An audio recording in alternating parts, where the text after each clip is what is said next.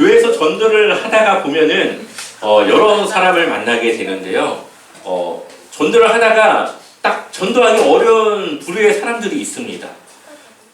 많은 사람들이 있겠지만 그 중에 대표적인 사람들은 어떤 사람들이냐면 자기 의가 강한 사람들이 있습니다. 자기의 그 의로움, 법 없이도 살 것 같은 사람들이 있지 않습니까? 그래서 굉장히 정직하고 성실하고 거짓 없이 살아가는 사람들이 있습니다. 그런 사람들은 전도하기가 좀 어려울 경우가 있습니다. 왜냐하면 자기는 하나님이 없어도 살아갈 수 있다고 이야기를 하기 때문이죠. 그리고 교회를 비판합니다. 교회를 다닌다고 하는 사람들이 거짓말하고 남의 것을 속이고 여러 가지 좋지 못한 그런 것들을 이야기하면서 그런 교회를 가기 싫다고 이야기하는 것이죠. 교회를 다니지 않지만 의롭게 살아가고 있는 자신과 교회를 다니지만 그렇지 못한 사람들을 비교하며 교회에 대한 필요성을 그리고 교회에 대한 신뢰를 갖지 못하게 되는 겁니다. 그런 이야기를 들을 때면 난감할 때가 있습니다. 그 사람이 하는 얘기를 부정하기는 어렵고 그렇다고 또 그 사람이 교회를 나오지 않는 것이 안타깝기 때문이죠. 이러한 사람이 그렇게 정직하고 성실하게 살아가는 그런 사람이 교회에 나와서 정말 하나님을 알고 정말 그것대로의 그 삶을 하나님을 위해 살아간다면 정말 좋은 신앙생활을 할 수 있을 텐데 그렇지 못한다는 것이 안타까울 때가 있습니다. 그런 것을 보면 하나님의 은혜가 없이도 세상을 누구보다 정직하고 성실하게 살아가는 사람들이 있습니다. 그렇게 살아갈 수 있다는 것이죠. 그 사람의 타고난 성품이 그럴 수도 있고요. 아니면 자신이 자라왔던 그 환경이 그렇게 그 사람을 만들었을 수도 있습니다. 그러나 안타까운 것은 그렇게 착하게 살아간다고 해서 그 사람에게 구원이 있다라고는 말씀드릴 수가 없습니다. 하나님을 알지 못하고는 구원을 받을 수 없기 때문에 아무리 그렇게 의롭고 착하고 누구보다 정직하게 살아가지만 그 사람은 구원을 받았다고 말할 수 없는 것이죠. 오늘 우리가 읽은 이 마가복음의 말씀에서는 이 구원에 대한 중요한 핵심을 우리에게 전해주고 있습니다. 우리 한번 마가복음 12장 28절의 말씀을 같이 읽어볼까요? 함께 읽어보겠습니다. 서기관 중 한 사람이 그들이 변론하는 것을 듣고 예수께서 잘 대답하신 줄을 알고 나와 묻되 모든 계명 중에 첫째가 무엇이니까? 아멘. 한 서기관이 예수님이 변론하는 것을 보고 있었습니다. 예수님이 예루살렘을 들어가셔서 성전을 엎으시지 않습니까? 그리고 나서 네가 무슨 권위로 이렇게 성전을 엎느냐라면서 이 종교 지도자들과 변론이 시작됩니다. 그러면서 그 권위가 어디서 나왔는지, 세금은 하나님께 드리는 것이 가이사에게 세금을 내는 것이 맞는지, 또 부활은 있는 것인지 여러 가지 주제를 놓고 변론을 하기 시작합니다. 그때에 한 서기관이 그 예수님이 하시는 얘기를 듣고 다 맞는 얘기 하네 라는 생각을 갖고 있었던 것이죠. 아마도 이 사람은 당시 종교 지도자들이 갖고 있던 생각과는 조금 다른 생각을 가지고 있었던 것 같습니다. 예수님이 생각하신 그것이 옳다라고 생각하고 있었던 것이죠. 그리고 이 사람이 예수님께 한 가지를 묻습니다. 모든 계명 중에 첫째가 무엇입니까? 라고 묻고 있는 거죠. 이 서기관은 율법을 다루는 사람입니다. 율법 교사라고도 불리게 되는데 당시에 이 서기관들, 율법 교사들은 이 구약 성경에 나와 있는 율법들을 하나하나 추려내기 시작합니다. 그러자 613개의 율법이 들어있다라고 이야기를 하죠. 우리가 해야 될 것과 하지 말아야 될 것을 613개가 있다라고 그들은 나누었습니다. 근데 613개의 율법을 지키는 것이 얼마나 어렵습니까? 그것을 외우는 것도 어려운데 지키는 것은 더 어렵습니다. 그래서 예수님 당시 율법사들은 이 613개의 율법 중에 무엇이 더 중요한가를 가려내기 시작합니다. 그래서 많은 율법사들이 이야기를 하면서 공통적으로 이야기했던 그 내용이 있는데 그것이 예수님의 대답과 별로 다르지 않았다는 것이죠. 그리고 율법교사였던 서기관은 예수님께 그 첫 번째 되는 계명이 무엇인지 물었고 예수님은 그것에 대해서 대답하십니다.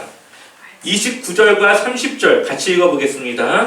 예수께서 대답하시되 첫째는 이것이니 이스라엘아 들으라 주 곧 우리 하나님은 유일한 주시라 내 마음을 다하고 목숨을 다하고 뜻을 다하고 힘을 다하여 주 너의 하나님을 사랑하라 하신 것이요. 아멘.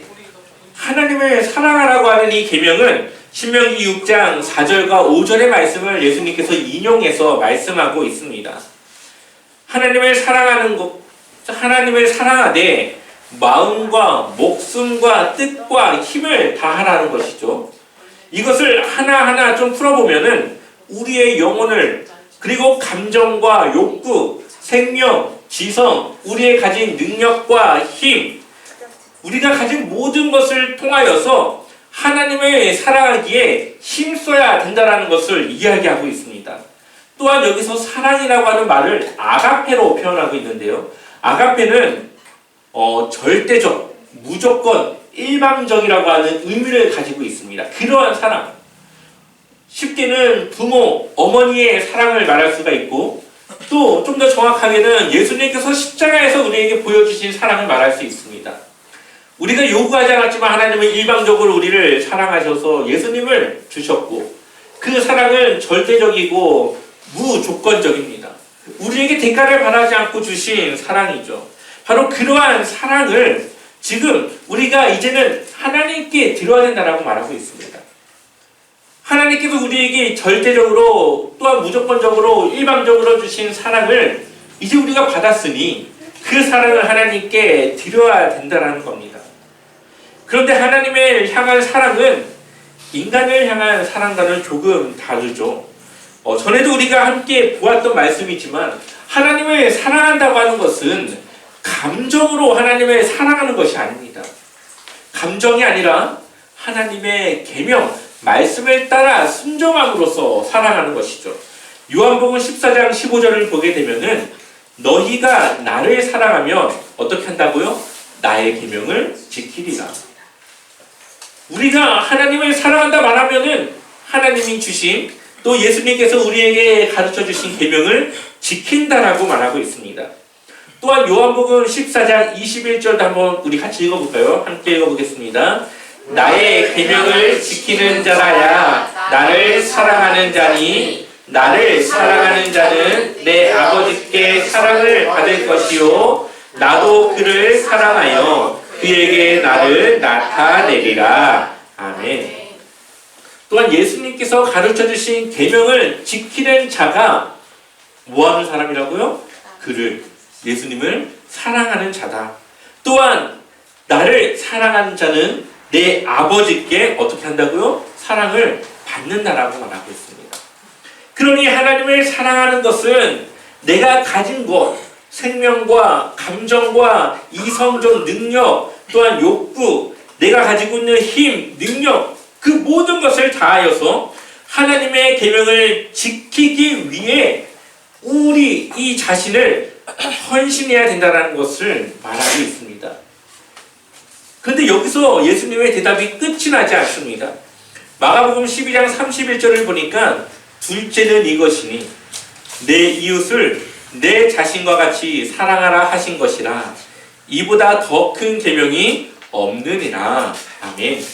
이 서기관은 첫째 되는 계명을 물어봤는데 예수님께서는 하나님을 사랑하는 것과 이웃을 내 자신같이 사랑하는 이 두 가지의 계명을 말씀하고 있습니다. 레위기 19장 18절의 말씀을 예수님께서 또 인용을 하신 것이죠. 한번 우리 읽어볼까요? 레위기 19장 18절 같이 읽어보겠습니다. 원수를 갚지 말며 동포를 원망하지 말며 내 이웃 사랑하기를 내 자신과 같이 사랑하라. 나는 여호와이니라. 아멘. 이웃을 사랑하는 것을 내 자신같이 사랑하라고 말하고 있습니다. 예를 들면 이걸로 설명이 가능할 것 같습니다. 누가복음 10장 33절을 쭉 그 이후부터 보게 되면 선한 사마리아인의 이야기가 나오기 시작합니다.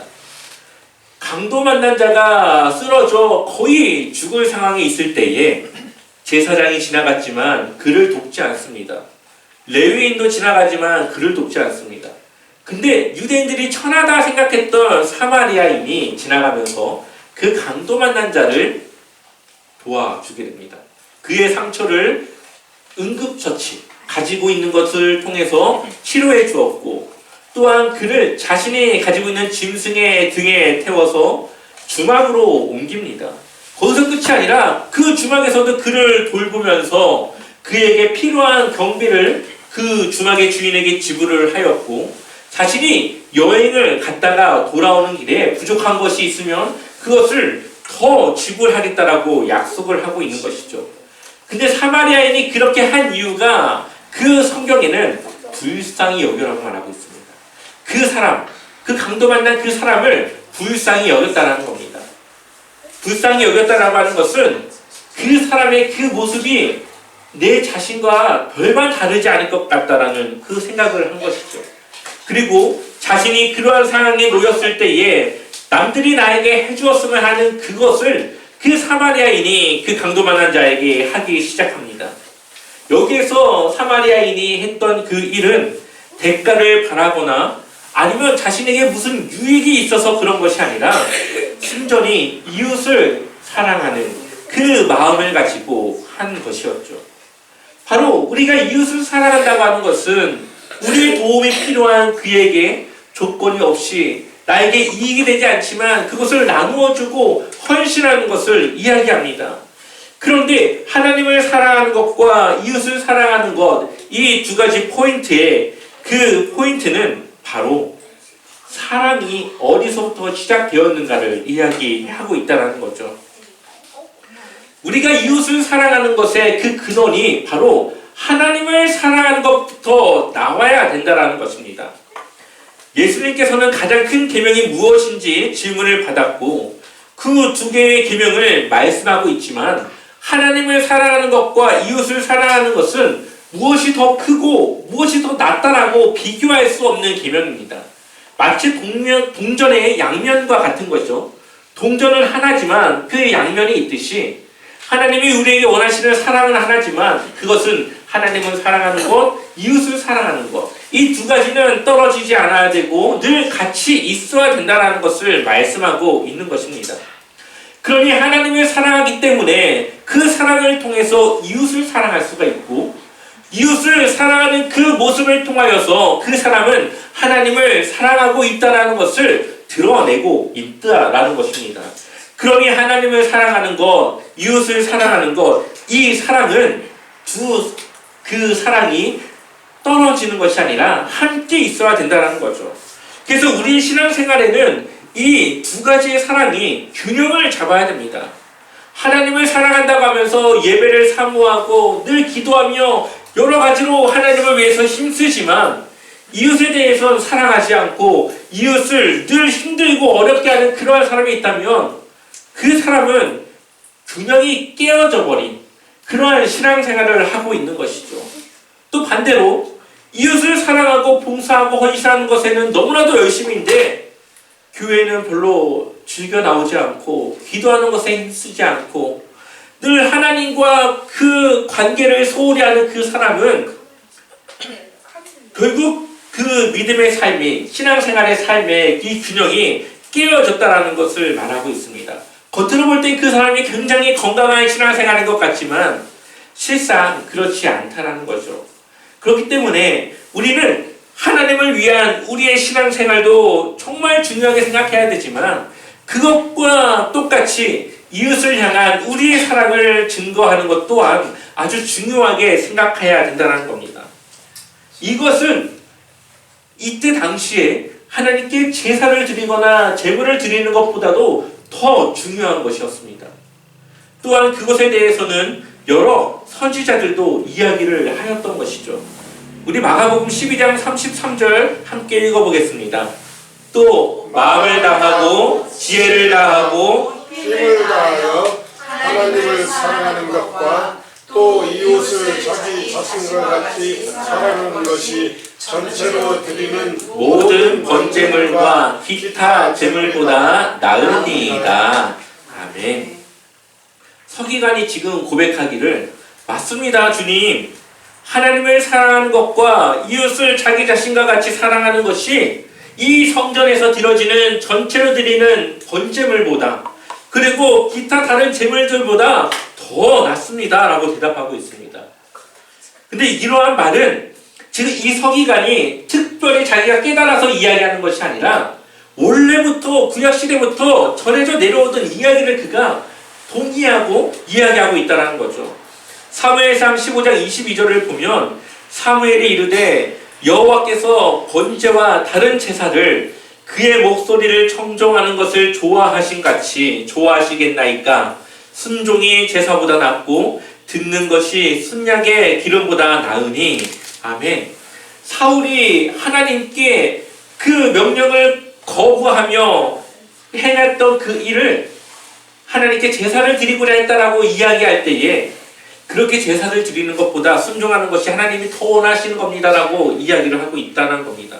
또한 호세아 6장 6절을 보면 나는 인애를 원하고 제사를 원하지 아니하며 번제보다 하나님을 아는 것을 원하노라. 아멘. 형식적으로 드려지는 이 제사, 제물보다 너희가 마음을 다하여서 나를 알고 사랑하고 나를 알아가기를 힘쓰는 바로 그것을 나는 더 원한다 라고 하나님이 말씀하고 있는 것이죠.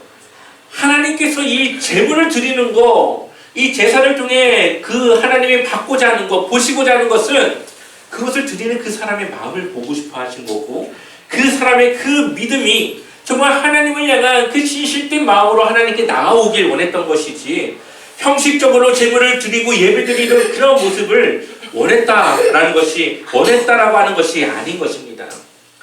그러니 그 외에도 예레미야, 아모스, 미가 그 여러 선지자들이 하나님께서 바로 형식적인 제사를 원하는 것이 아니라 너희의 진실된 그 하나님을 향한 그 마음을 보고 싶다라는 것을 전하고 있는 것이죠.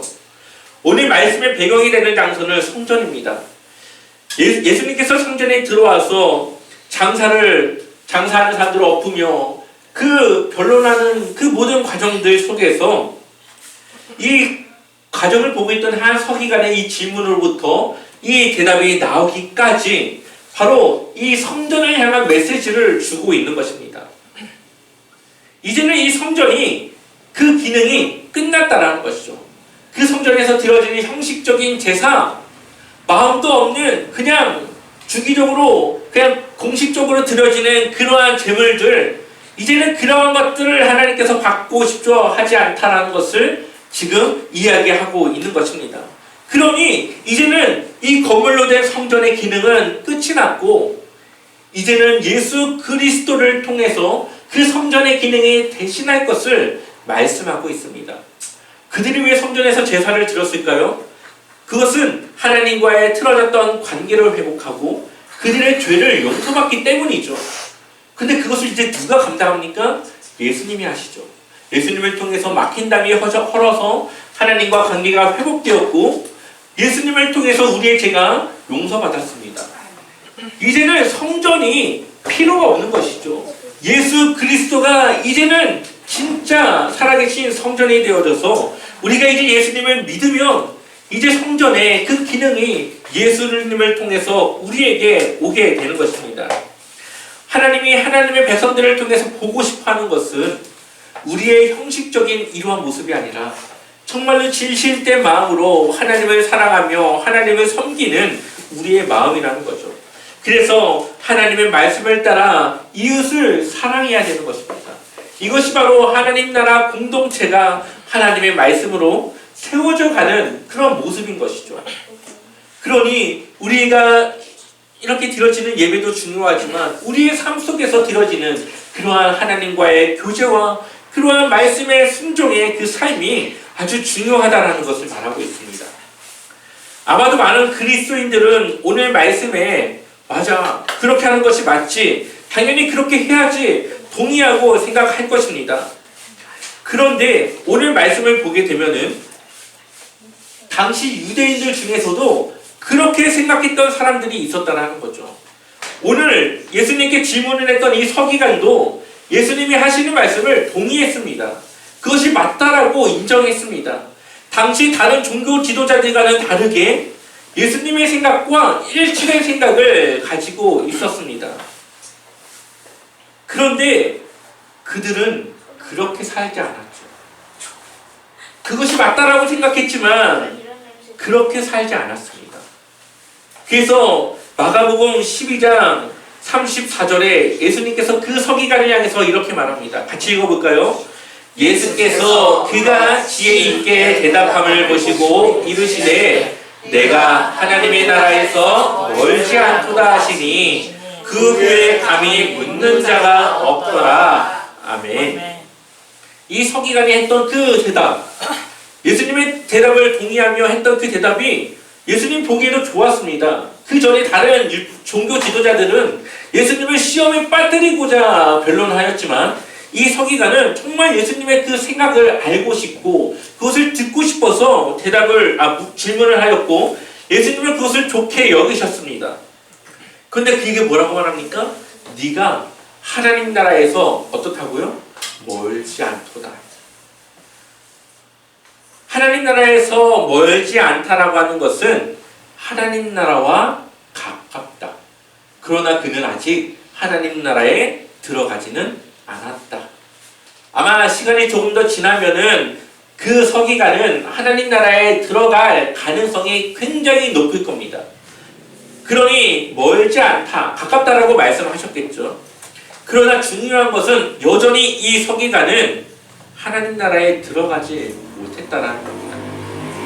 이와 비슷한 이야기가 마가복음 10장에도 나옵니다. 어떻게 하면 영생을 얻을 수 있습니까? 라는 것을 가지고 한 청년이 예수님께 나오죠. 그리고 예수님께서 10계명의 5계명부터 10계명까지 이웃에 관한 계명들을 질문합니다.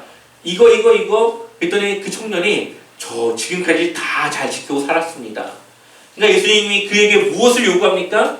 네가 가진 것을 다 팔아서 이웃에게 나눠주고 너는 나를 따르라. 그랬더니 이 청년이 돌아가는데 어떻게 돌아갑니까?